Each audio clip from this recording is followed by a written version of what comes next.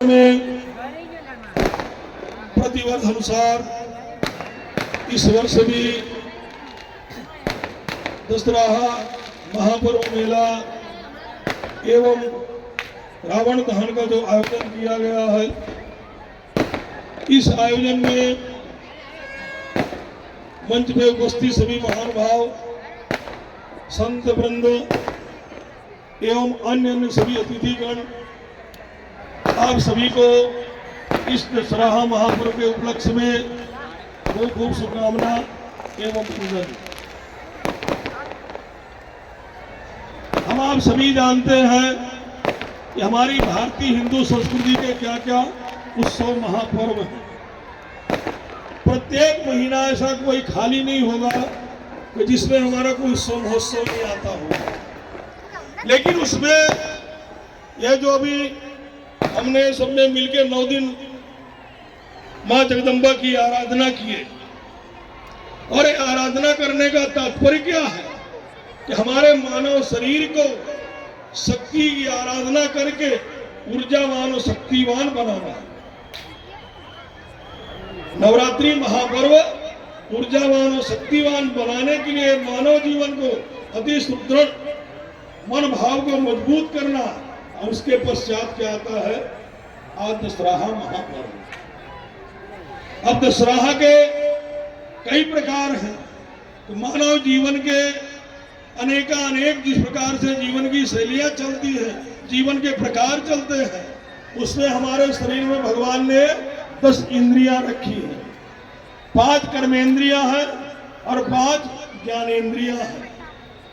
हमारे शरीर में जो 10 इंद्रियां हैं, उनको चलाने के लिए, शरीर को चलाने के लिए इंद्रियां अपना काम करती है, तब हमारा शरीर चलता है। हम चातुर्मास के पिछले पहर में चल रहे हैं।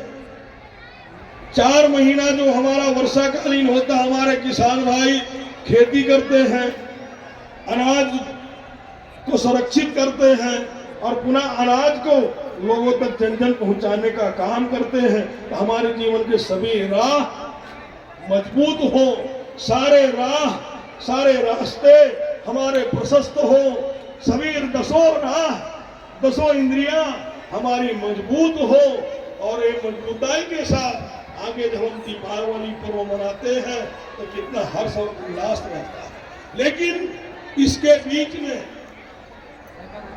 जिस प्रकार से रावण का चरित्र हम आपने सुना होगा, कई प्रकार के रावण के गुणगान हमारा समाज, लेकिन वो गुणगान कैसा, एक आतताई के रूप में, कि जिस रावण ने एक नारी शक्ति के सामने अपने दुष्प्रभाव का उसने जो चरित्र किया, वो चरित्र आज भी हमारे सामने एक चलाने के लिए मजबूर होना पड़ता है कि हमारे समाज में ऐसा कोई भी व्यक्ति ऐसा कर्म ना करे कि समाज की हीनता हो, मनुष्य की हीनता हो।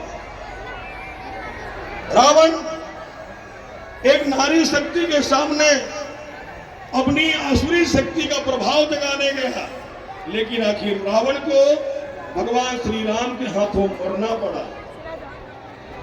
और आज भी त्रेता युग दोहर, आज हम कलयुग में कई युगों से, युगांतर से रावण जैसे असुर का हम दहन करते हैं। दूसरी बात, अभी वर्तमान में हमारा भारत देश अमृत काल में चल रहा है। भारत देश विभिन्न संस्कृतियों से चलता हुआ हमारा देश है। विधर्मीय शक्तियां जिस प्रकार से हमारे सनातन संस्कृति को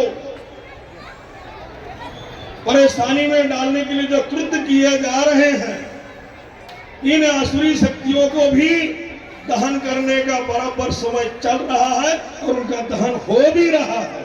समझने वाले समझ जाओ। इसलिए मेरा यही कहने का तात्पर्य है, क्या दशहरा महापर्व भगवान श्री राम जिन्होंने आदर्श स्थापित किया कि एक मानवता जीवन कैसा हो, एक गरीब वर्ग हो या उच्च वर्ग हो या मध्यम वर्ग हो, लेकिन हम सब मिलके कौन है, एक मनुष्य है।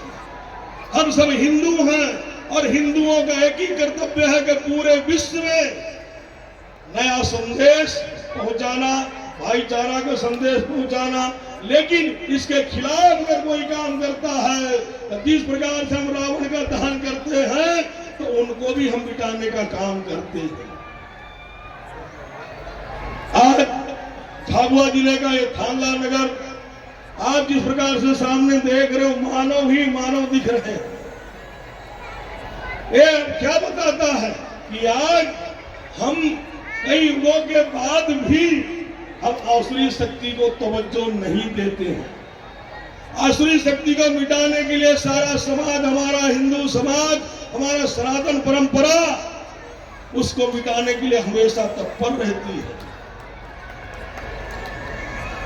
आज दशहरा महापर्व के जो हम मना रहे, थाना में मवेशी मेला भी इसको कहते हैं कि आसपास के क्षेत्र से यहाँ पशु आते हैं, उनका यहाँ पर लेन देन भी होता है। ये हमारे किसान भाइयों, कृषि कर्म करने वाले, पशुपालन का काम करने वाले, ऐसे सभी वर्ग के किसानों का भी एक बहुत बड़ा ये मेला है। तदुपरांत हमारे भारत देश के सम्माननीय प्रधानमंत्री श्री नरेंद्र भाई मोदी जी जो भारत देश के लिए काम कर रहे हैं, अगर वो विज्ञान के लिए काम कर रहे हैं तो धर्म को भी साथ में लेकर चल रहे हैं। अगर विकास भी कर रहे हैं तो उसके साथ में संस्कृति का भी जतन कर रहे हैं। तो हमारे भारत देश के सभी जनवासी को आज मैं यहाँ से आगाह करता हूँ कि वर्तमान हमारे माननीय प्रधानमंत्री श्रीमान नरेंद्र भाई मोदी को भरपूर सहयोग दे और उनको आगे बढ़ने की हम कामना करते हैं कि नरेंद्र भाई मोदी हमें